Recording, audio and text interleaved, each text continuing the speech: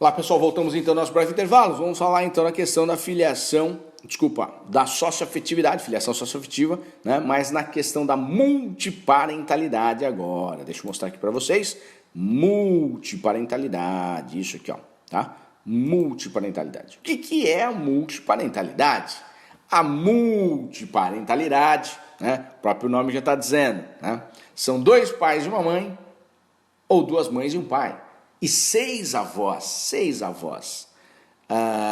Existe muitos hoje. A jurisprudência está praticamente pacificada na questão da multiparentalidade. Tanto é verdade que eu falei que o STF julgou, salvo engano, em 2017, dizendo que todos os pais são iguais, ele não pode mais sobrepor um ao outro. Lembra que eu falei que anteriormente, no início do reconhecimento da filiação socioafetiva, de forma jurisprudencial, os juízes estavam permitindo, os tribunais estavam permitindo que o pai socioafetivo ele entrasse no lugar do pai meramente biológico, aquele que registrou e não criou. Tá?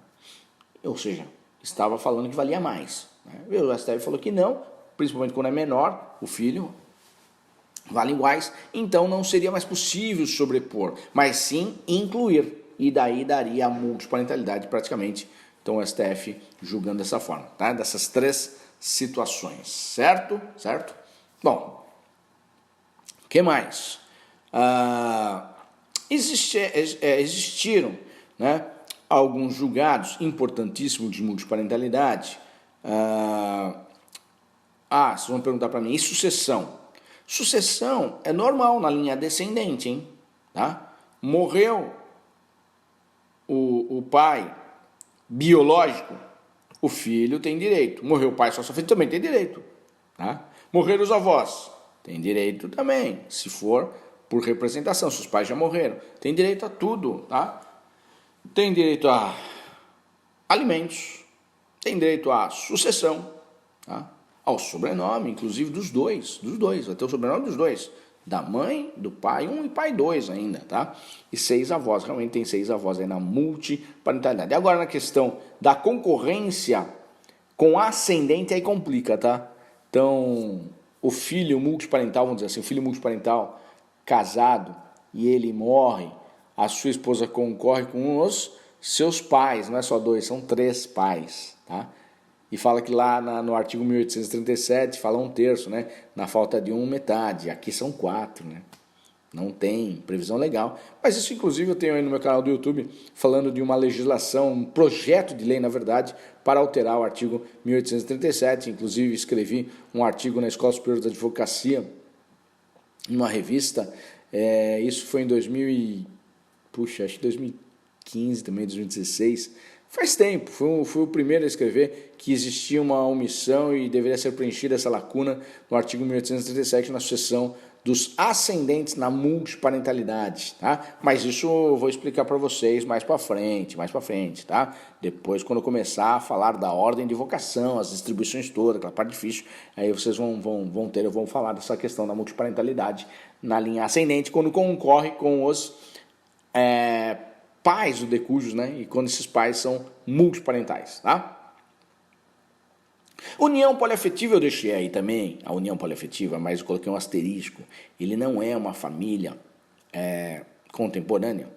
Na verdade, ele não é uma família, tá? No Brasil não é considerado família a união poliafetiva, porque existe bastante. Tá? Mas não tem lei para isso, os julgados também são muito poucos, tá? Não existe maioria, nada disso. Inclusive, de forma administrativa, foi rechaçada pelo CNJ há pouco tempo. Tá? O que é a união poliafetiva? A união poliafetiva vem do poliamor, do poliafeto, né? Cuja filosofia vem de que você não é obrigado a amar somente uma pessoa, você pode amar várias pessoas, olha que legal, né? Aquelas pessoas que vivem como se casados fossem. Na verdade, 3 ou mais pessoas que vivem como se casados fossem, 3 ou mais, tá? 2 homens com uma mulher com 2 homens, né? Um homem com 2 mulheres, tá? Um homem com duas mulheres, eu falei a mesma coisa, né? Dois homens com uma mulher com dois homens. Só inverti. Não? Então, uma mulher com dois homens, um homem com duas mulheres, três homens, três mulheres, mas que vivem e se relacionam como se fossem casados, como se estivessem juntos, uma família, tá? Então, acima de três, pode ser 4, 5, 6, 7, tá? Existe muito, a gente sabe disso, de fato existe muito. Tá? Nós tivemos um muito famoso, que infelizmente morreu, que era o Mr. Catra, né? Mr. Catra tinha lá 3 mulheres de forma simultânea e 30 e poucos filhos, né? Ou seja, que ele sempre viveu desta forma, com 2, 3, 4, às vezes separava de uma, mas entrava já outra, e assim por diante, né? Era a chamada a poliafetividade. Então hoje nós temos bastante no Brasil, porém, isto em 2014 também, aproximadamente, teve uma comarca do interior de São Paulo que a tabeliã era uma mulher, ela naquela autorizou, ela fez uma escritura pública reconhecendo a união poliafetiva, né? Na verdade, ela só declarou que as partes vieram trazer para ela, né? A escritura pública nada mais é que isso, as partes declaram, ela vai lá e escreve, e com a fé pública dela, que ela chancela, mas não foi ela que disse, quem disse foram eles. E era para a segurança jurídica, principalmente patrimonial, daquelas pessoas. Era um homem com 2 mulheres, né? Os 3 já divorciados, e ela reconheceu e colocaram o regime da separação total de bens, tudo isso. Bom, só sei que repercutiu bastante no Brasil, nessa época, em 2014, e foi parar no Fantástico aí, ferrou tudo, né? Deu um problemão aí, porque o Fantástico espalhou para todo o Brasil e foi parar na Corregedoria, e a Corregedoria de Justiça proibiu, né? Pediu explicação, na verdade, para a tabeliã, tudo, e depois proibiu. Foi para o CNJ, e aí apareceu que no Rio de Janeiro também tinha uma pessoa que estava fazendo isso, uma tabeliã que estava fazendo isso.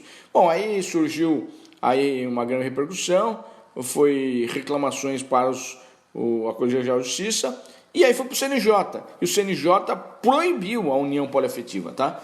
De forma administrativa. Então não é possível reconhecer a união poliafetiva por escritura pública. Teve um ministro que falou que não, poderia, tá? Então na verdade não foi unânime, um ministro falou que poderia. Outros 2 ou 3 falaram que, olha, não pode, mas se fizer reconhece judicialmente, tá? Um falou que poderia, não tem nenhum problema, e ele é uma comprovação de que há uma união poliafetiva.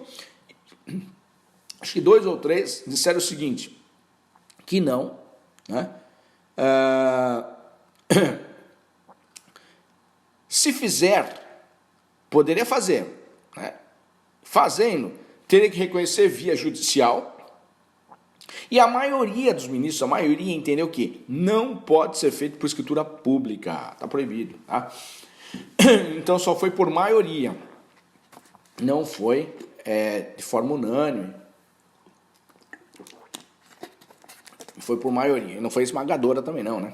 Você vê que teve divergências em 3 sentidos ainda, 3 sentidos, certo? Então união poliafetiva, então não pode, tá? Mas existe, deixou bem claro também os ministros do CNJ, existe, e caso existir tem que ser pleiteado os seus direitos judicialmente, mas não feito por escritura pública, certo? Isso é importante, vai dar realmente resquício lá no direito das sucessões, né?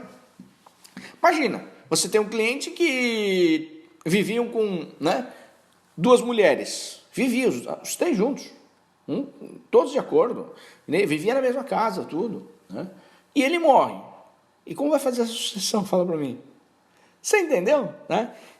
Então, eu costumo dizer o seguinte, quem está nessa situação, nesta vida, e tem patrimônio, costumo dizer que é melhor fazer testamento, porque já fica dividido, para não dar problema com a família. Senão vai ter que pedir reconhecimento, vai ter que brigar, a justiça às vezes não dá, né? Então tem que tomar cuidado, realmente seja preventivo quem está nesta situação, tá? Vamos lá então, voltando aqui, vamos lá para o concubinato e união estável. Concubinato e união estável, aqui é uma matéria que sempre dá repercussão, né? sempre dá repercussão. Eu costumo dizer que concubinato e união estável, as pessoas confundem muito ainda. E não é pessoa do povo, não. São pessoas da área jurídica ainda confundem concubinato com união estável. Uns dizem assim, aquele casalzinho ali, ó, acho que é concubinato, aquilo lá é concubinato. O outro fala, não, é união estável. Mas qual a diferença? Acho que é tudo a mesma coisa. Não, não era a mesma coisa. Tá? Vou explicar rapidamente um breve histórico. Antes da Constituição Federal de 88, não existia a chamada união estável, só existia o concubinato. E o que era concubinato? Pessoas que viviam como se casados fossem. E dentro do concubinato, quando não existia união estável, o professor Álvaro Vilaça Azevedo, que é o papa da união estável, ele dividiu o concubinato em duas situações, concubinato puro e o concubinato impuro. Concubinato puro seria entre as pessoas desimpedidas de casarem, e o concubinato impuro entre as pessoas impedidas de casarem. Havia diferença, sim, do puro e impuro? Sim, havia. Questão patrimonial, tá? Que eu vou falar daqui a pouquinho para vocês esta situação, tá? Então nós temos esta parte importantíssima do concubinato puro e impuro, mas já falo a diferença aí para vocês da união estável, certo? Bom, a união estável surgiu a partir da Constituição Federal de 88. Constituição Federal de 88. A partir da Constituição Federal de 88, artigo 226, parágrafo 3º da Constituição Federal, surgiu a união estável como entidade familiar. E o que é a união estável? Pessoas que vivem como se casados fossem. Bom, aí começaram a confundir concubinato com união estável também, né? Bom, e agora? Havia diferença? Sim, havia diferença. E hoje eu costumo dizer o seguinte, não há como você confundir mais concubinato com união estável. Por quê? Porque o Código Civil de 2002, de forma expressa, ele diferenciou concubinato e união estável. Concubinato está no artigo 1727 e união estável está no artigo 1723 do Código Civil, tá? 1723, concubinato 1727 e união estável 1723, que eu vou dar os conceitos rapidamente agora para vocês. E lembra do concubinato puro e impuro que eu vou falar daqui a pouquinho. Por quê? O concubinato puro virou a união estável atualmente. E o concubinato impuro é o próprio concubinato. Já vou mostrar a diferença aí, tá? Artigo 1727 do Código Civil, nós temos lá o conceito de concubinato. O que é concubinato pelo artigo 1727? É uma relação não eventual entre homem e mulher. É uma relação não eventual entre homem e mulher, impedidos de casarem, salvo separados de fato e judicialmente. Olha só, salvo separados de fato e judicialmente. Por que eu coloquei a salvo separados de fato e judicialmente? Porque os dois estão impedidos de casarem, mas não constituem concubinato, constituem união estável, tá? Olha só, 1727 é uma relação não eventual entre homem e mulher, impedidos de casarem, salvo separados de fato e judicialmente. Veja que entre homem e mulher também o concubinato está no artigo 1727 do Código Civil. E se dá entre os impedidos de casarem, salvo separados de fato e judicialmente. Por que eu coloquei a salvo? Porque os dois estão impedidos, mas não constitui concubinato, constitui união estável, que está lá no artigo 1723 do Código Civil, tá? 1723 do Código Civil.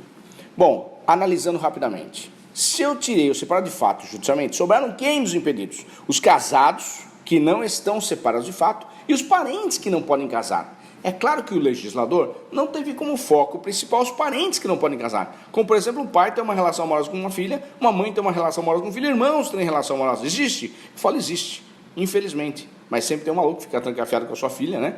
E tem filho com a própria filha.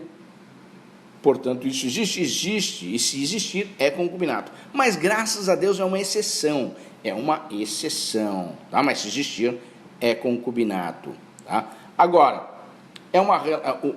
o legislador faz lei para regra, não faz lei para exceção, tá? A regra qual que é? Os casados que não estão separados. Ele é casado, tem uma relação amorosa fora do casamento extraconjugal, relação adulterina, relação de concubinato, tá? Então eu costumo dizer o seguinte, para vocês gravarem e não esquecerem mais. Amante é sinônimo de concubinato. Amante é sinônimo de concubinato. Mas também eu sempre falo, não basta ser amante, tem que participar, tá? Por que tem que participar? Porque eu disse também no conceito que é uma relação não eventual. Se ela é não eventual, ela é contínua e constante, contínua e constante, contínua e constante, tá? Portanto, eu costumo dizer que é bem parecido com o direito do trabalho. Lá no direito do trabalho, para que dê vínculo empregatício entre empregado e empregador, é necessário o quê? Bater cartão. Bater o cartão é o vínculo empregatício. Bater o cartão toda sexta-feira? Concubinato. Bater o cartão todo quinto dia útil, é o dia que recebe? Concubinato. Relação contínua e constante. Por isso que eu sempre dou também uma dica para vocês. Não faz surpresa, não fala mais, né? Ah, meu amor, que dia que você vem? Não sei, surpresa, surpresa. Daí não vai dar concubinato. Se falar que vai todo aquele dia, relação contínua e constante, relação de concubinato, tá? Mas para que eu quero entrar com uma ação de concubinato contra outra? Uma relação extraconjugal, uma relação de segredo. Vai ficar sabendo, esposo, marido. E agora? Por que eu quero fazer? Por causa dos bens. Se tiver direito a bens, a pessoa vai até o inferno e faz uma proposta indecente, né? Se tiver direito, entra com ação. Doutor, vamos rachar 50% para cada um? É sempre assim. Se tiver, vai ter essa proposta. Bom, então vai ter direito ao quê? Para que o concubino tenha direito ao patrimônio do outro concubino, necessário provar o esforço comum. E o que é esforço comum? Tirar dinheiro do bolso, despender dinheiro do bolso, demonstrar que realmente está colaborando para comprar aquele apartamento, aquele automóvel. O juiz vai perguntar: a senhora está pleiteando o apartamento daquele senhor? A senhora está pleiteando o automóvel daquele senhor? A senhora prova que realmente colaborou para comprar aquele apartamento, aquele automóvel? A senhora tem um recibo de depósito na conta dele? Tem um recibo do vendedor? Se tiver, nada mais do que justo, devolver com juros e correção monetária. Isso é esforço comum. Eu estou explicando, porque senão muita gente fica pensando: ah, doutor, mas eu fiz muito esforço mesmo, fiquei 10 anos com ele, fiz muito esforço. Não é esse esforço, não. O esforço comum é dispêndio de dinheiro. Por exemplo, dólar, valioso, homem valioso, dólar, né? Tem muito homem espancado pela mulher, né? Aí vai procurar quem? DDH, Delegacia do Homem, não existe, tá? Só tem Delegacia da Mulher. Vai procurar que lei? Lei da Maria da Penha? Não tem lei do João da Lapa, só da Maria da Penha. Tá? Não tem nada pro homem, não tem nada, tá? E realmente, né? Até coloquei a emenda, vou abrir um parênteses aqui, tá? Eu coloquei até a emenda constitucional 45/2004 aí na tela para vocês, porque a emenda 45/2004, ela tornou-se um direito fundamental o princípio da razoabilidade, que está no artigo 5º, inciso 78 da Constituição Federal. O princípio da razoabilidade. O que é o princípio da razoabilidade? Tudo que você pleiteia, seja judicialmente ou administrativamente, tem que ser dado num prazo adequado, tá? Então eu falei da Maria da Penha, né? Da lei da Maria da Penha, que não tem lei no João da Lapa, que não existe inconstitucionalidade desta diferença homem e mulher, nesse caso, por causa da emenda 45/2004, que tornou o princípio da razoabilidade um direito fundamental. Onde eu quero chegar nessa história? Que a Maria da Penha, todos conhecem a história da Maria da Penha, né? Seu marido tentou matá-la com alguns tiros e ela não morreu, graças a Deus. E seu marido estava solto, não estava preso durante 10 anos, mas ele queria ainda matá-la, né? E ele fez uma sabotagem no chuveiro dela para ela não morrer eletrocutada. E realmente ela foi lá, mas ela não morreu, né? 10 anos depois, hein? Se ela tivesse morrido, ia ser culpa de quem? Do Estado. 10 anos, poxa, é o princípio da razoabilidade. E a Maria da Penha falou assim: o Estado tem que ser punido, né? E o Brasil é signatário do Pacto de São José da Costa Rica. Ela fez a reclamação onde? Não foi no Supremo Tribunal Federal. Ela fez a reclamação na Comissão Interamericana de Direitos Humanos e, posteriormente, vai para a segunda instância, que é o Tribunal Interamericano de Direitos Humanos, porque o Brasil é signatário do Pacto de São José da Costa Rica, portanto, tem que cumprir, porque é um direito fundamental. Está no artigo 5º, direitos humanos, tá? Artigo 5º, trata-se de direitos humanos, portanto, e o Brasil é signatário do Pacto de São José da Costa Rica, portanto, realmente, ela foi, reclamou e ganhou. Foi a primeira condenação no Brasil na Comissão Interamericana de Direitos Humanos, que fica em Washington. Eu falo, é importante levar seu advogado, né, para Washington, ficar uma semana em Washington, mas não é obrigado ter advogado, não é requisito ter advogado. Inclusive hoje me falaram que pode ser feito pela internet, para você ir até lá não, tá? Mas também eu já vi cliente falar para mim que fez pela internet e não adiantou muita coisa não, né? É melhor ir lá mesmo, tentar falar com alguém lá, né? Direitinho é igual que a gente faz aqui, embargos auriculares, né? Com o juiz, com o promotor, com o desembargador, porque há necessidade muitas vezes, não dá só ir por escrito, para mostrar realmente a necessidade de que seja rápido, tá?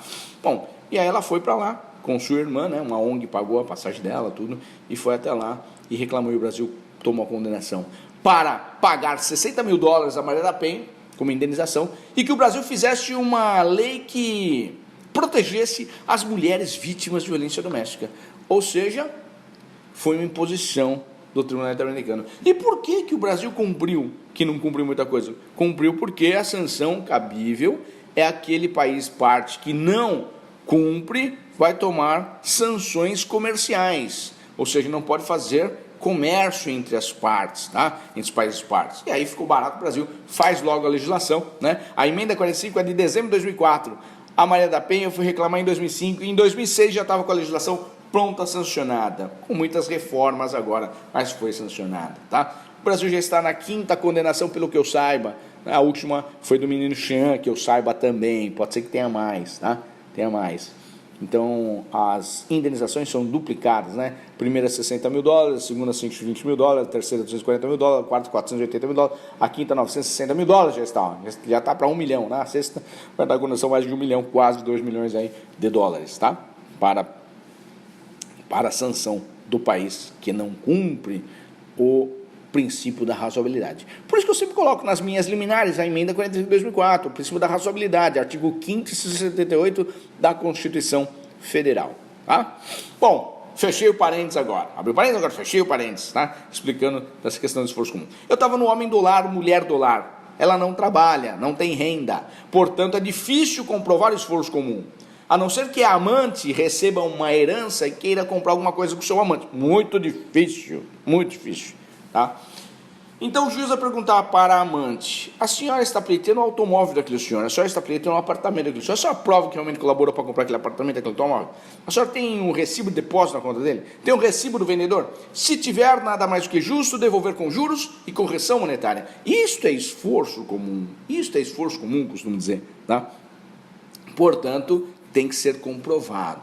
Dólar é mais difícil comprovar o esforço comum. Isto veio para beneficiar o cônjuge inocente, aquele que foi traído, para não perder seu patrimônio, certo? Porque o marido está traindo o teu amante, a amante acaba pegando metade, e a mulher aqui que foi traída, nada, não, e a mesma coisa vice-versa, o homem traído também, tá? Mesma coisa. Entenderam? Aqui tem que ter o esforço comum aqui não é presumido, tem que ser comprovado que realmente colaborou, certo? Então, agora nós vamos para a união estável, né? Estava lá na tela que tirei. União estável, artigo 1723, nós temos aí várias legislações aí agora, né? Com a questão da união estável. União estável, o conceito de união estável está no artigo 1723, deixa eu falar o conceito e daqui a pouco já explico todas essas legislações rapidamente para vocês. A união estável é uma relação duradoura entre homem e mulher, também está escrito entre homem e mulher, desimpedidos de casarem com o objetivo de constituir família. Então, rapidamente, conceito. União estável é uma relação duradoura entre homem e mulher, desimpedidos de casarem. Veja que mudou agora, desimpedidos de casarem. Incluindo-se os separados de fato judicialmente, com o objetivo de constituir família, o mais importante, com o objetivo de constituir família. Então, vamos analisar passo a passo o conceito. Relação duradoura entre homem e mulher. Veja que é sempre entre homem e mulher, tá? Se for pessoas do mesmo sexo, é união afetiva, mas tem os mesmos direitos segurados, mas é união afetiva. Tá? Desimpedidos de casar. Quem são os desimpedidos? Solteiros, viúvos e divorciados. E eu incluí mais dois, separado de fato e judicialmente. Os separados de fato e judicialmente estão impedidos de casarem, mas não constitui concubinato, constitui união estável. Tá? Olha só, o separado de fato fica mais complicado, né? Ele é separado de fato, ele é casado com aquela mulher, mas ele está separado de fato, tem uma outra mulher aqui. Aqui de união estável. O problema é comprovar essa separação de fato, né? Esse é o problema da comprovação da separação de fato. Mas não tem problema.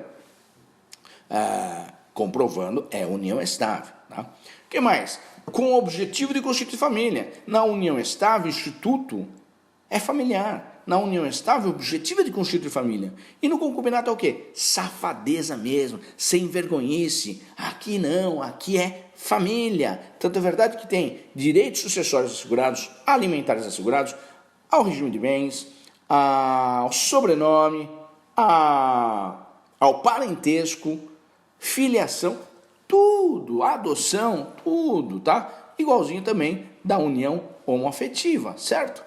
Bom, entenderam então a questão do conceito da união estável? Você vai perguntar para mim assim, professor, o duradouro, o que significa duradouro?